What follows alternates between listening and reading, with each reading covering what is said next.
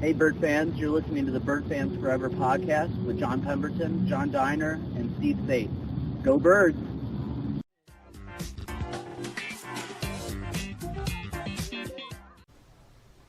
Hello, everyone. Welcome to Bird Fans Forever podcast number 18. Reminder to everyone, if you haven't already done so, to follow us on Twitter at Bird Fans Forever. And our central point of information is our website, www.birdfansforever.com. On the website, you can find a tab with links to our podcast, Apple, Google, Spotify, and others, as well as a tab to our videos on YouTube, where we're also called Bird Fans Forever. So subscribe and follow us on Twitter and YouTube so you can be up to date with everything going on from us. Our guest for today is Andrew Dakich, who is Redbird's new assistant coach starting this season. We'll be right back with Andrew.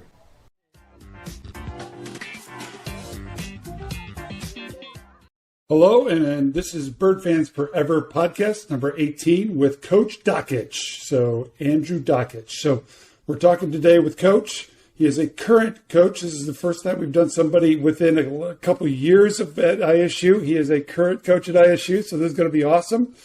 Coach, thank you for being on. And at this point, we normally go with, how did you get to ISU? But I think Steve is jumping in here. Yeah, I think we're going to talk about how you got to Michigan first, right? So you come from a family that's got a basketball background, right? Yeah. Your dad played at Indiana. Your grandpa played basketball too, right? Yep, at Bowling Green. Yep. Yeah, and then you ended up at Michigan. So let's talk about that, how you Michigan and that experience. Yeah, well, first I appreciate you guys having me on. I've listened to a couple of your shows, and it's cool to hop on here with you guys. So I thank you for that. Thanks, Coach. Yeah, of course. And having to Michigan, I had a teammate in AAU. His name was Mark Donnell, and he was a highly talented guy that committed to Michigan pretty early. So Michigan was always at our games. And so they got to see me, they got to see the good, the bad, and the ugly of me playing. And one of the assistants actually worked with my dad once at Indiana, Coach Jeff Meyer. And they lost a bunch of walk-ons from a season that, with Trey Burke and all of them when they went to the national championship. So, in that senior class, there was I believe 3 walk-ons, and they wanted to fill those spots. And it just so happened that they brought me on campus and offered me a preferred walk-on spot, and I pretty much committed on the spot, not knowing that, I'm not paying for the tuition, right? Right. I didn't even ask my dad, my mom, who's there, my sister.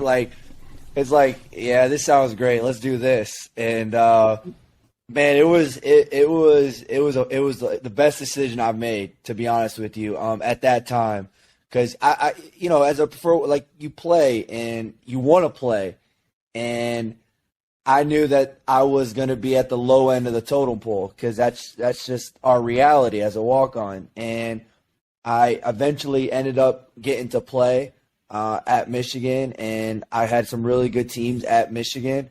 And it was a stepping stone to kind of getting into the coaching realm, but obviously getting another year to playing after Michigan. So yeah, it was a pretty easy. It was my only, honestly, that was my only visit too. Really? Oh, really? Yeah. Nice. A lot of teams, now I'm starting to realize this as a coach, a lot of teams will call you, but that's about it. They'll call you just once, just to kind of get the tea on what's your recruitment like and things of that nature. And I had a couple nibbles, I guess, and just no catches. So that's kind of really what it was, because I was close to going to prep school, but Michigan offered me for a walk-on spot, and I just jumped on it. So you went there as a preferred walk-on, yeah. But there's a social media clip. Eventually, you got a scholarship, right? Yeah, yep. And this is kind of like a fad now. You see it every once in a while, right? There's a celebration with the whole team and stuff like that. But they brought in some, was it campus police? Yeah, it was campus officers, yep. So walk us through what's going through your mind. Yeah. Because your face looks like you're about ready to. Yeah, you look scared. Why are you scared? I put out my hand, just let's just get this over with. Like, no, 3.5 years of college went through my mind because it was my senior year. I'm like, I have no idea what I did, but like, I like my heart. I just couldn't. So you were generally worried. Oh, 100%. Everyone, like, they come in, and all we start thinking is, not me, not me, not me. They make you hear Andrew, only one Andrew. And I'm like, and this is the part where people don't know is we just lost. Like, we had a bad loss to Maryland, and Sunday was an off day. So like we played Saturday. Sunday was an off day. So, we're college kids, 18 and 22-year-olds. We want to go socialize, whatever. So right. Monday we're going to get killed in film. Like Coach Beeline film sessions after a loss are brutal. And so, he's an older guy. Like, I don't think he's going to prank us at all or anything like that. But no, they bring those guys in. They read off a letter. I'm thinking it's like a warrant for my arrest. I had no idea what to think. They tell me I'm on a scholarship, so my heart starts racing even more. But it was a day like you just never forget. You guys I'm sure have days that you'll never forget in college, and that's a day that I will never forget. Calling my parents after, crying and stuff like that. So it was it was a really special. It was a special moment, but I looked guilty and I felt guilty. So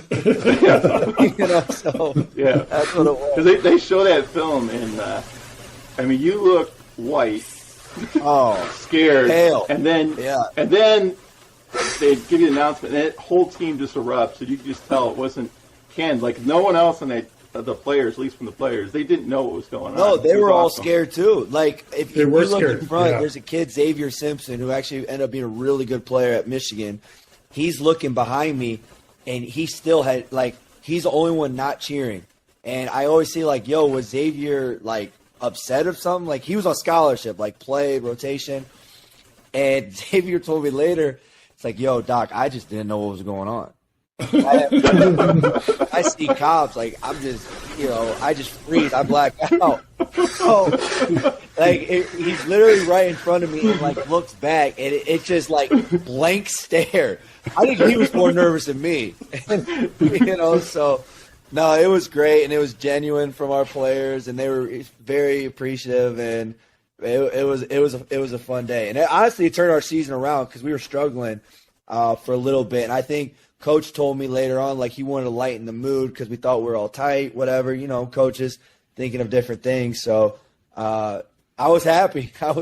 Selfishly, I was extremely happy, but it was a fun time. It was a fun moment for sure. So now you're a coach now, right? Yeah. And yep. There's some excellent video out there on YouTube of you on the sidelines, right? Your first 3 there.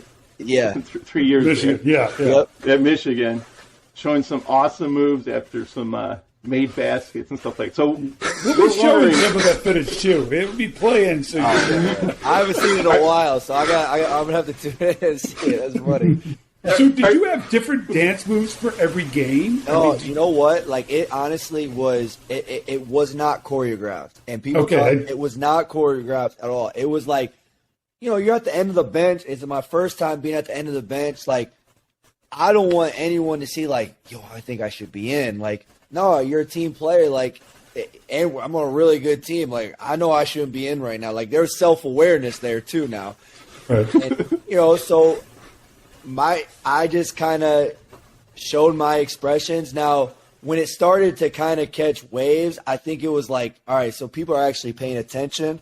Maybe we got to, throw in a move or two. But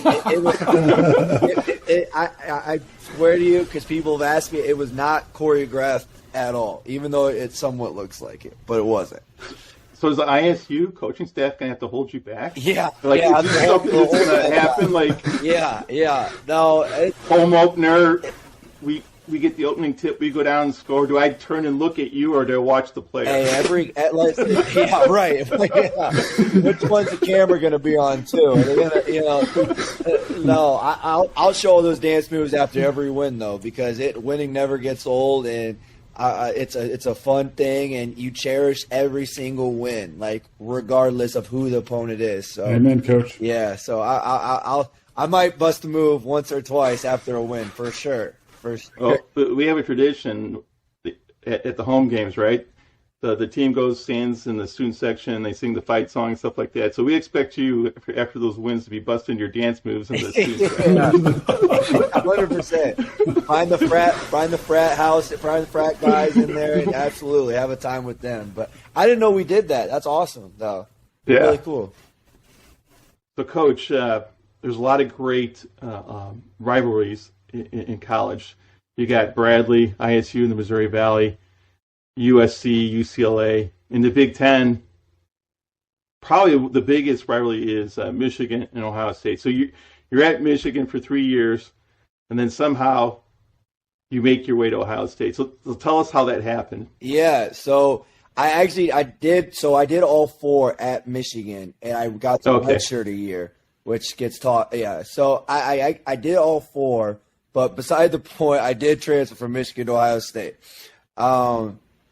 Yeah, that was so how it kind of happened was I was just trying to play a 5th year, and Coach Beeline was trying to give me an opportunity to play a 5th year because he thought I was good enough to like play wherever, lower obviously. And I had a bunch of highlights of practice and some when I played in games, and I kind of just sent it to every coach in America. And Quinnipiac actually it was a school that reached out, and I actually went there. I committed there, and I went there for 5 weeks in the summer, and I was not in the summer program. So long story short is Coach Holtman he was at Butler, gets the job at Ohio State, and it was like June something or middle of June, which is very, very, very late. Yeah, it's very late. Yeah. Recruiting, everything. So he gets to Ohio State, and it's kind of a fiasco. I bet, lack of better terms, of players, leaving, of players. It's just not fitting with them and the culture, what have you. So they had 6 scholarship players. So I had a relationship with him because he actually was recruiting me at Gardner-Webb.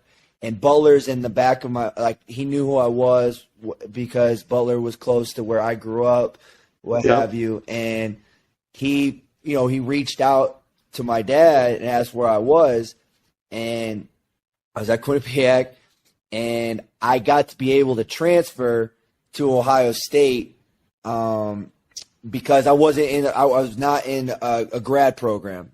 So that's kind of how I got to Ohio State. But there was a lot to go before that where Coach Holtman talked to Coach Beeline. I talked to Coach Beeline, like, are you all right with me doing this? And he's like, Andrew, like, you're going to have an opportunity to play for that program. Like, you got to go. Like, it's a no-brainer. And I'm from the Midwest. I grew up around the Big Ten. Like, you got to go. And that was all I needed. Like, I wanted to play, and I wanted a chance. And they were putting me on full scholarship at Ohio State. Like, you're going to bet on yourself with that. So, absolutely. Now, when that happened, it was it was not people did not like that whatsoever. And there was a lot. So that first, let's talk about the first game. You go back, Michigan, right? You go there. Yeah. We don't know our first game against them. You're saying? Yeah. Was that at Michigan? No, it was at Ohio State, and we're down. Yeah, and we won. And I post a picture after the game, and I have I don't put any caption to it. I'm like flexing, like we're about to win the game, and I tag some of the Michigan players, and that was not steered well. But that was kind of just what I was just messing. Right. Yeah, the second time when we went there, it was their senior night, and those are my guys. Like Duncan Robinson, one of my best friends to this day, his senior night. Mo Wagner is gonna go to the draft. So, like, that was his last game at Michigan. Love him to this day. Like, just went on a trip, actually, us 3 together. And the list goes on with those guys. So, I love those guys.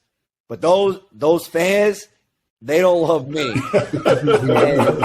and this is the only time I'll ever compare myself to LeBron James. But do you remember when he went from the Heat he played for the Heat, and went back to Cleveland, and he got absolutely.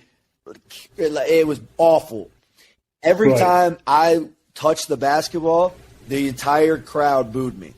Like every there were chants, there was everything. And I could not have played worse. By the way, I was so bad that game to this day. You weren't flexing after the game. I was not flexing after the game. So what goes around comes around with that. So that was a lesson learned. But I appreciate it. Like that's what makes sports great. Like the passion from the fans. Like two teams who respect each other, but they hate each other's guts. Like that's what makes sports so great, in my opinion. And I understood why people were like scratching their head about it, but I also like the people that mattered, the people like who I seeked guidance and advice from. Like they were like, you got to do it. Like, even though Michigan players, like, like you fell in love with the game, like you love basketball more than a rivalry. Like you're having a chance to play in one of the best conferences. And at Ohio State, truthfully, it was a great, like, I played a lot, like down the stretch of games. Like they weren't taking me out. Now, was I productive in the score sheet? Absolutely not. Like that wasn't my role though. Like I knew my role, and that was my dream coming in as a walk-on at Michigan, was like that type of experience and playing time. So well, let's just call it what it is. So you're underselling this. You guys finished second in the Big Ten. Yeah. You played almost 20 minutes a game. That's half the game. Yeah. Right? Mm-hmm. I mean, that's a great experience. Oh, it was okay. And no doubt. They're putting a team together in June. I don't know what their expectations were. No. Having only six players on scholarship. Yeah. Bringing the other people filling that roster, and then you guys finished second. Yeah. I mean, that's a great result and outcome. No, it was a lot of fun. We had good play, and Coach Holman was pretty. With recruiting, like you kind of sell it more than what it actually is. He was telling me, dude, I don't know what it's going to look like. You might play 3 minutes a game. You might play 5. Like, you're usually throwing the kitchen sink at recruits. Like, I want to walk there and play. Like, whatever you're – like, I'm going. And they were upfront and honest. But that was – yeah, you're right. It was a – we lost on a half-court shot to Penn State to lose the Big Ten championship, we said. Like, and I played with two guys who are in the NBA now. So it was a really good team that, we were projected 11th in the Big Ten, and we were a 4 seed or 5 seed in the tournament, an NCAA tournament that they hadn't been in a few years. So that's kind of like, and I'm not trying to bring it to Illinois State, but that's kind of how we feel right now. Like there's no expectations. Good. Well, I'm bringing it to Illinois State right now because we have 6 returning players, right? You guys in Ohio State had 6 I'm not saying there's any correlation. Yeah, I like that. No, we're saying it. But I'm not doing it. And then the leading scorer on that Ohio State team was from where? Where did he grow up? Bloomington, Illinois. Normal, Illinois. Let's cut that and do that again. Normal, Illinois. You did that on your dad's podcast, the very first thing. Illinois State in Bloomington, Illinois. Normal. Yeah. We're calling you out. It took me a while. It's still taking me a while, clearly. Right. It's Bloomington normal. Bloomington normal. Yeah. No, I know. Yeah. My dad was like, "Yo, what's the difference?" I was like, "Dad, I got no clue." But now I'm starting to realize it, and I appreciate it. There's an imaginary line somewhere. I lived in Bloomington for 15 years. Yeah. I still work at State Farm, but, yeah, I was in Bloomington for 15, played in normal. So, yeah, there's a line. If you're there long enough, you kind of figure out where the line is. But other than that, you don't know. Yeah. And there's no disrespect for me. Like, I love it. I should know that Redbird Arena is in Normal, Illinois. Yeah, I'm just giving you credit. No, I know. You got me. I appreciate that. So, Coach, you're at Ohio State that last year. You personally have led your team to the NCAA tournament. Yep. And right. We're going to try to connect all the dots for Jon Pemberton because sometimes we have to help him out. So you may or may not have met someone at Ohio State that has now helped you to go to where you're at now at Illinois State. So let's talk about that relationship, and you can help connect the dots for Jon Pemberton. Yeah, so Coach Pete came with Coach Holtman from Butler, and I knew him a little bit, just actually because he was at a golf course or country club that my dad was a member at, so I actually knew him just off of that. But like barely, like, hi, how are you? Like, we knew each other because I knew he was in college basketball. So, but I get to Ohio State and we have position coaches, and he was my position coach. He had like the guards, or I think they kind of split it up, like some guards, some wings, some bigs, and we connected instantly. And you know, I graduated already, so like he would be calling me at like 11:30 at night. I'm like, what are we doing here? Like, but like that was just him, and I'd be like, hello, and he'd have all this energy, and it was like but it was contagious. Like, it was always genuine. And what I'm learning and what I have learned over, you know, however many years I've been around college basketball is there's not that many genuine guys. Coach Pete, I knew it from the very beginning, and I hate saying this because he's my boss now, but I do give a lot of credit for that season to him because of individual film sessions him and I would have, and having individual film sessions with a coach knows they care about you, and when you know a coach cares about you, that gives you all the confidence in the world to go perform. So I had all of that momentum with him and Coach Holtman too, but that was who I relied on the most. And it was obviously a really successful season for their first year, let alone at Ohio State, with no expectations whatsoever. So I got that. We had a great season, and I had another year of grad school, and they wanted me to come back to be a grad assistant. So now I'm going from a player to being in the office and seeing that grind and working close to him and obviously the entire staff. It was something that I started to really kind of fall in love with, and I could see why they were successful at Butler and already starting to be at Ohio State. And it's not always, it's not X's and O's. It's not that. It's like genuine people who you want to be around every day because you're around them a lot.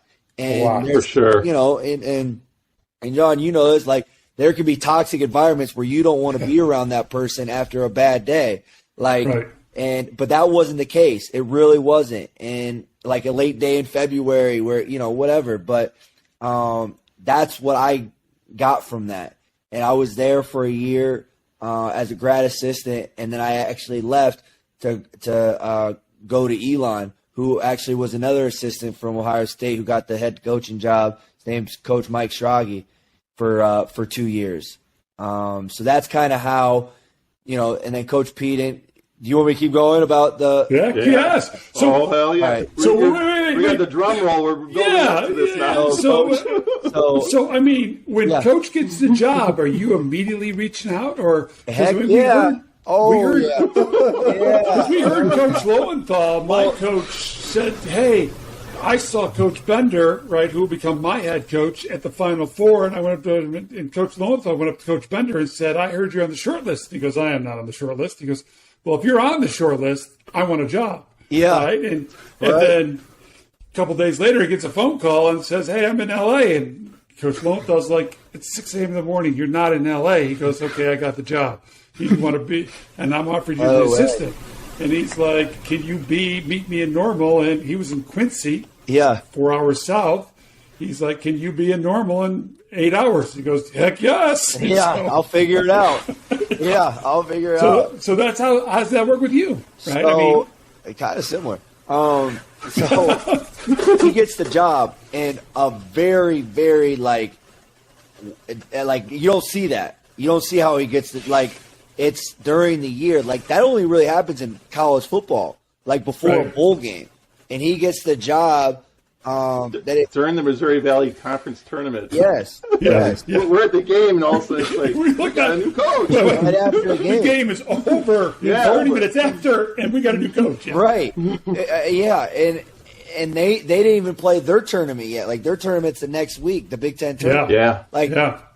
I've never heard of it, but I almost think it's genius. And I'll explain that in a second. But so he gets the job, and he's getting ready for a Big Ten tournament game. Like, he's got a very important job. He's offensive coordinator. Like, that's a big job. And trying to get your troops ready, like, whatever. They ended up losing that game against Penn State. Yep. And then the Big Ten tournament. But that Thursday, so they play Friday. They play Friday. I'm trying. No, I get a call Thursday morning at 8 a.m. from him. Like, I already texted him, congratulations, the whole nine, whatever. He hasn't gotten back to me yet. And, he's got a bunch of text messages, congratulations, whatever. He calls me and asks me if I'd be interested in coming to Illinois State. And I wasn't coming to Illinois State at the time to be an assistant. It was kind of to do a supportive role, be kind of his right-hand man, but do all basketball stuff. And he asked if I would be interested, and with respect, because he has a relationship with our coach at Elon, and I was like, I'm very, very interested. And calls Coach Draghi. I talked to Coach Draghi. He was supportive. So I pack up that night, my entire life, and drive from North Carolina to my. Is that backseat and trunk, or just trunk? Everything. Yeah, it was to the brim, and I still had stuff left back. But I knew this was an opportunity I couldn't pass up on, and he lost that night, that Thursday night or Friday morning. I'm kind of blanking on that, but I drive to Indianapolis where my family's from. I stay with my dad. He calls me like that night after May lost Penn State. He says like, "Yo, we have the whole weekend. Like, I'm gonna go to Illinois State. Like, do you wanna meet up?" Because he's trying to get a lay of the land. And, Absolutely. And so he goes to Illinois State. I meet him there. We just talk about, we talk to people who were around the program or with the program about like the stability of the team right now. So, long story short is he has to go back for the selection show Sunday and get ready for that. Like, his mind is set on Ohio State too now. Like, that's tough balancing both. Right. Tough balance. Oh, yeah. So I'm the only one kind of here at Illinois State now. And I got to be able to work guys out, jot down notes. And to be honest, that's kind of how I ended up being an assistant coach, because he already knew, but he trusted, the player relationship, workouts, recruit, what have you, because I was the only one here. And that's kind of that was my luck. That was because I had no family, or effort. No nothing, and just drove to Normal. Yeah. And that's kind of how it happened. Yeah. So. Well, and right, I had the same my senior year, right? Coaches are coming in trying to figure out, A, who's staying, B, what's their talent level, right? Because it's one thing to see a player on tape, and there's another thing to see them live, right? That's not always the same look and feel, right? And so, because the tape sometimes, we always say the tape never lies. Sometimes it hides some character traits or flaws that you might not catch in the game, right? And so, it was very, very cool to see that. So that was awesome. Wow. Yeah, that was, that's funny you bring that video up, because that's the transfer portal. Like, because that's all you're basing it off of. Yeah. And that's like, it's a crapshoot, like you said, you don't see the whole story all the time. You can see some skill set, but how does he react to getting chewed out by his coach? Like, things of that nature. How's his body language? You can't see that on video. With what we're given. So, that's a great point by you, because that's very, very true. Because it's been different for teams. Some really good, some really bad. Like, right. And the culture, right? I tell fans, it's the culture of a team can be the difference between those 3 or 4 extra wins and 3 or 4 extra losses. And that's the difference between getting you into the tournament or into the NIT, right? Because, no question. you look at, we just interviewed Scott Fowler, the one before, and they won the conference tournament in 92, or the outright conference, and then lost in the conference championship and didn't get an NIT bid. And they were 18 and 12, right? Wow. 2 extra wins, and they would have been at 20. They'd probably get an NIT bid, right? And For sure. yeah. That team had a great. They're still thick as thieves today, right? I use that term all the time, right? They're tight, and that was not the issue with that team. But yeah, there's other teams that we've seen that, they just. And I tell these guys, right? There's been guys that on other teams, we'll be watching the Valley tournament, and I'll be looking at another team like Bradley, and I'm like, oh, that dude's a cancer. He's just a cancer, right? Yeah, you can spot him out, especially if you played or been around it. Yeah, you can definitely tell. And I think that's the challenging part, bringing someone in that you don't really know on your team. Like, that's where you got to be very, very selective and do your research and talk to as many people who've been around that player as possible, or you just don't care. Like, that's kind of how I see it. You just don't care. Like, you just see the talent. Like, no, that like you said, like culture. I know I hate saying it's an overused term because everyone says it's an overused term. So I'm like, whatever. But no, that's huge. That's very huge. I agree with you on that. But culture is not just basketball. I mean, it's business. It's everything, right? And, no doubt. Nothing worse going to work every single day if you can't stand the people that you're around. No question. Right? And it's night and day. So, I mean, it makes a world of difference, whether it's the basketball team or showing up to work. Absolutely. No, I couldn't agree more with that, for sure. All right, Coach. So on Twitter, we saw this Redbird thing in Redbird Arena where all the student athletes came in, and you had almost 2,000 plus students, which was awesome. Yeah. I love the engagement of the students. What is that? What was it, and how did it work? No, so our marketing team kind of put this thing together for volleyball, just for our RBA team. So volleyball, women's basketball, and men's basketball. And it was for the new students before they started school. They're getting acclimated to school, to the quad, to their dorms, what have you. And this was kind of like their introduction to Illinois State athletics, if you will. And cool. There's some food, and we have some games, some prizes, and everything like that. And we're not thinking, this is our first time. We don't know what to expect. And you see all these students just flooding in, and there was over 2,000 students there. Wow. And the marching and the band, it was unbelievable. It was like from a movie where they literally had 3 rows, like at center court. So you saw the picture where the fans were, right? Yeah. They were on the other side. And there was up to 150 to 200 band members. And they were loud. They were energetic. They were into it. We're like, we need this band at every single one of the games. Like, they're bringing the juice. Yeah. And it was really cool. And, credit our marketing team. They did a phenomenal job with it. And it brought life to – we only had 4 players on campus because we didn't have them on campus because they just got done with summer school and what have you. So those 4 guys got to experience it, and I'm glad 3 of them were newcomers that had no idea. Like, and it was like they're like, they call me Doc because that's my nickname to them, and they're like, Doc, this gives me chills. Like, I can't wait. I can't wait. Yeah.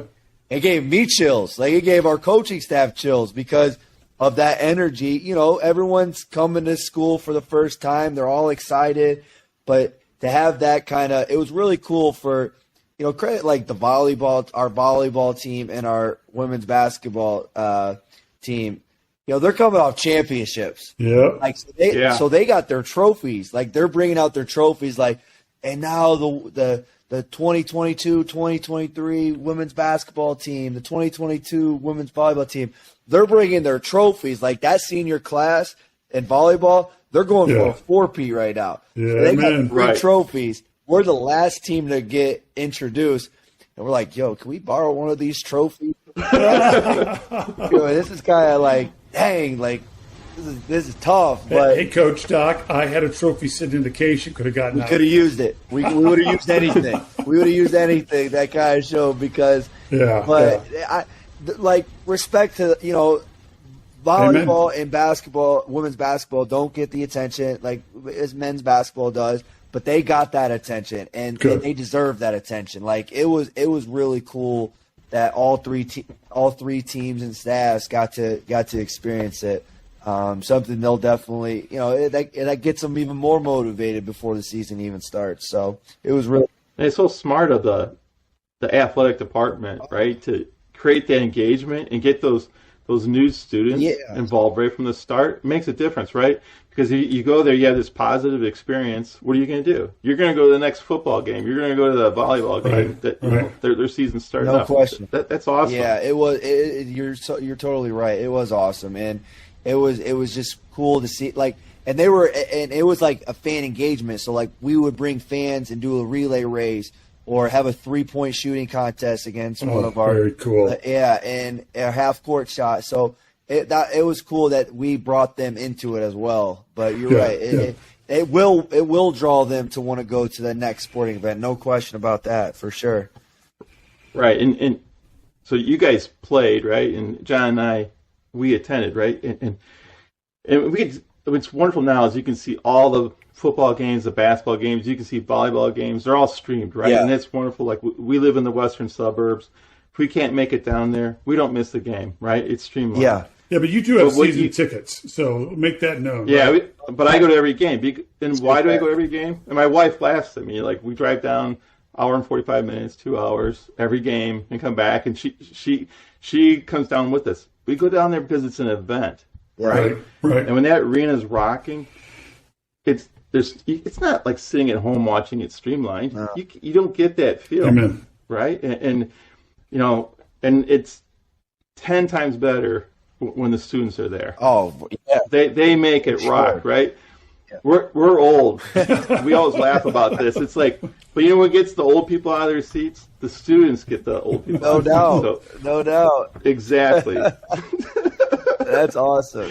That is true. And that's really cool that you still do that because and honestly that's kind of the stuff that I want to share with our team because like you're taking your time to drive an hour 45 there and an hour 45 back. Like, no, there are no off days. Like, there are people coming to see you.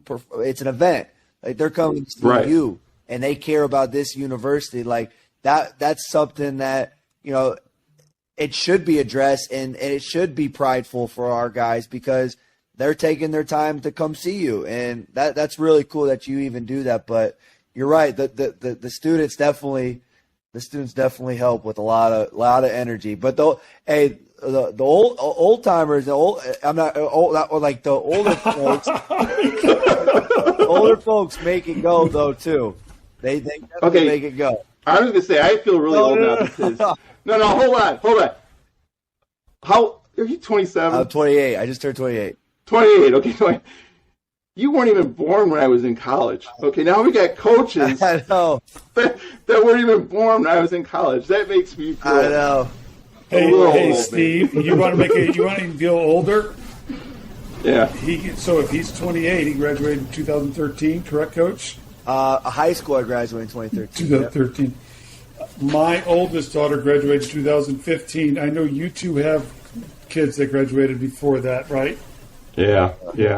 My oldest graduated in 2013. Hey, you guys still got great energy, though. I do love that. Yeah. That's it. Don't lose that. That's great. Yeah.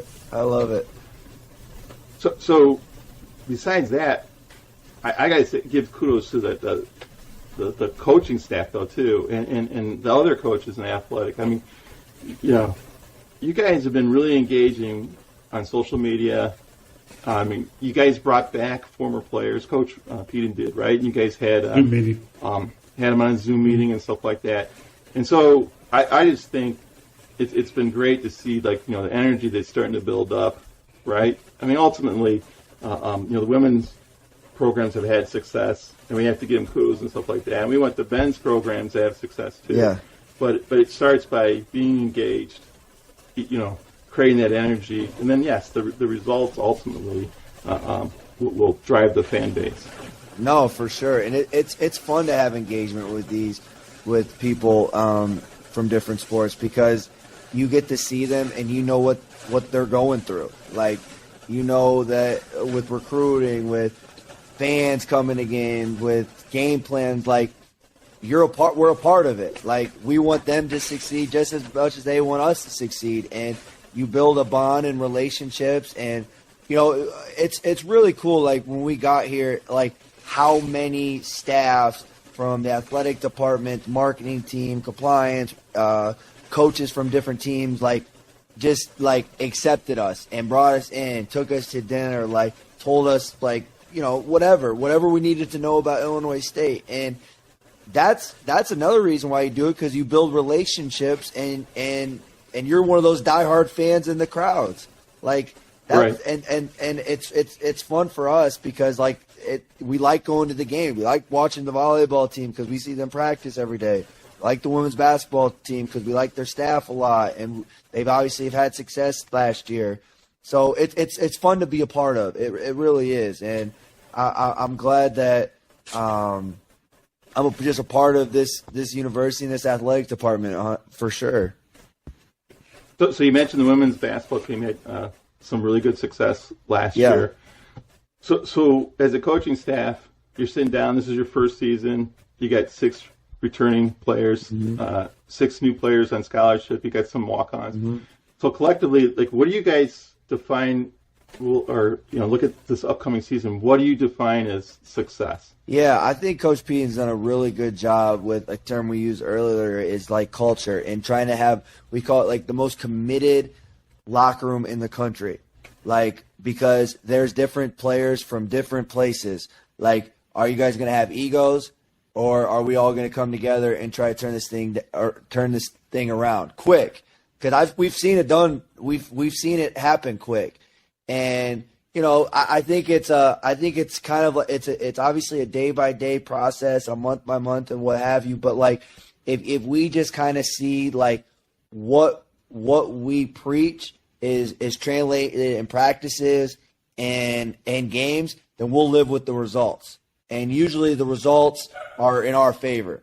That's kind of just how I've seen it from Ohio State and Michigan. That's how Coach Bean's seen it from Ohio State and Butler, Walter Offutt, Rob Judson, the same exact thing. Like, we really believe that, and we really believe that we have a team that can do that. And it's not going to be done right now, obviously, but if it's a day by day thing and everyone's kind of committed to their role, there'll be specific roles for obviously each player, like just each program, each business, everything. It'll be a lot of fun, and I think we'll put a good product out there for Illinois State Redbirds to see. Do you guys have like I don't know if this is kind of in basketball, but like we used to call it like process goals and stuff like that. So that's how you do things, And I hear coaches talk about this, like sure. So if I was to translate it. Things tend to happen.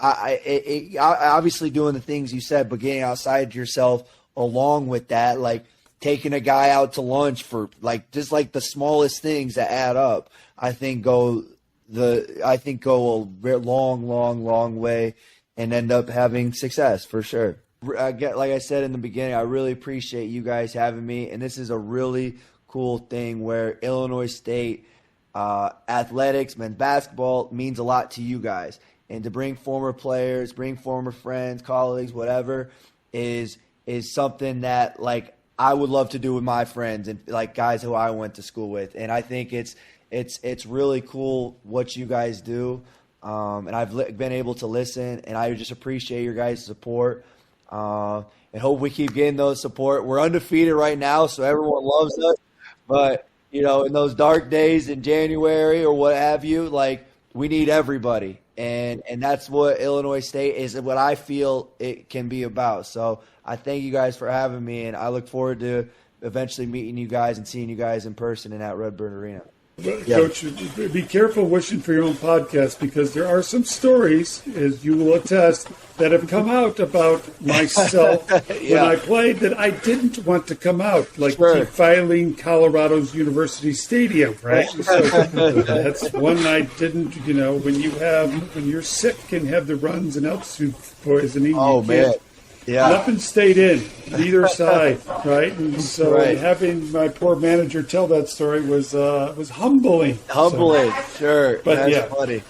That's funny. Hey, yeah, that's funny. Hey, because managers, like, you think the players usually think they're better than the manager, so that was his time to get back at you. Oh no, Butterly's. But our managers were awesome, right? And so are ours. For those players that think that, then they don't need to be a Redbird. 100%. I cannot agree with you more. I'm glad you said that. And I will say, that's there are boys, right? And not that I'm sucking up the butter because he's the Big West Conference commissioner, but he's my boy, right? I mean, the stories that came out, right? And so, no doubt, and we lived them, right? And then and the managers have the best perspective, anyways. They're close to the team and close to the coaches. Yes, managers are the hardest working people in college athletics. Like, it's unbelievable what they do and what they sacrifice for nothing. Like, maybe for some gear. No, they're great. And our managers at Illinois State are great, and are honestly some of our players' best friends, which is really cool. To see, they're right. They're traveling with you. They're there with you. They're great. They're every bit a part. So. They're every bit a part of it, no doubt. Absolutely. So, this has been episode 18 of Bird Fans Forever podcast with Coach Dakich, and this is a wrap. You gonna get it this time? Come on. All right.